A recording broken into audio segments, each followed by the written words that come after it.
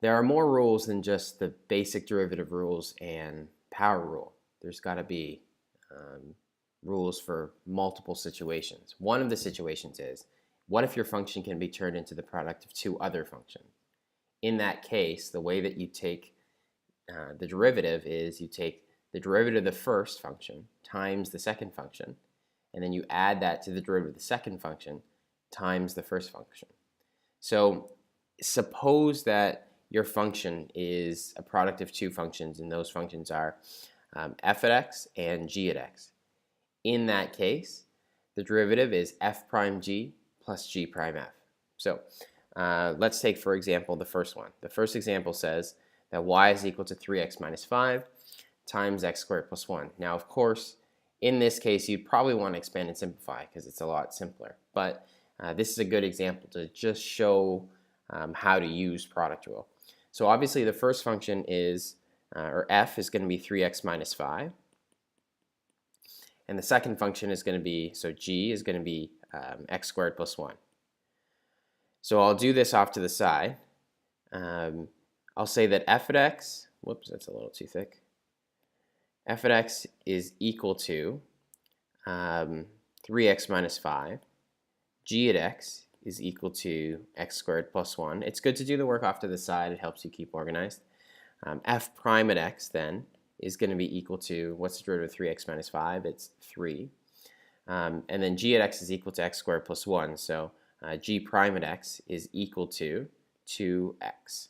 So what's the derivative of this? Well, y prime is going to be equal to, it's f prime g, so 3 times x squared plus 1.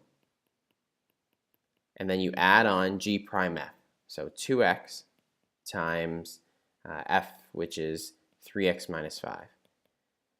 I can expand and simplify here.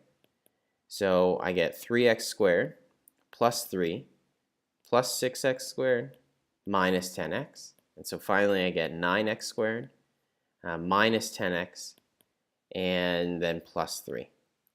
Are there two numbers that multiply to 27 and add to negative 10? No, there's not. So we can't factor. So that's the final answer.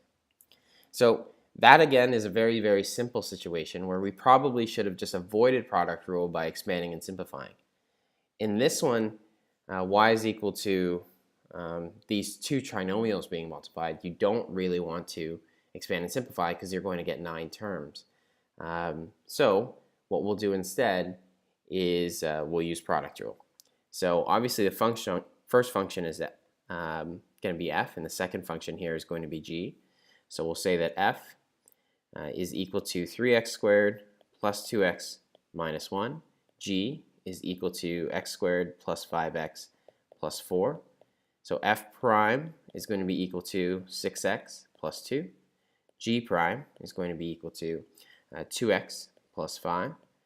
Now we'll go into the formula. So we'll go y is equal to, or sorry, y prime is equal to, did I put y prime up there? I did.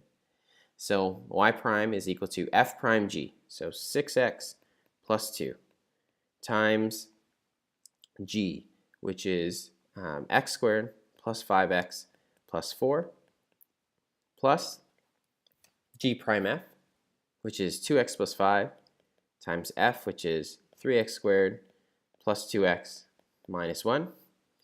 Now, we can achieve its most factored form by factoring first each individual term. So we get 2 here, 2, 3x plus 1, and then this factors to be x plus 1, x plus 4. On this one, we get 2x plus 5 times, let's factor this, it's a hard trinomial. You get 3x minus 1 and x plus 1. So now what's in common between the two terms? We have an x plus 1 on both, so we'll common factor an x plus 1. And in the square brackets, what do we have left? We have a 2, 3x plus 1, x plus 4. And then we're left here with a plus 2x plus 5, 3x minus 1.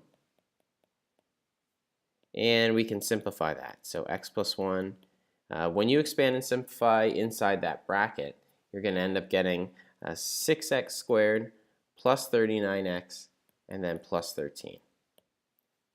Okay, so that's how we use product rule.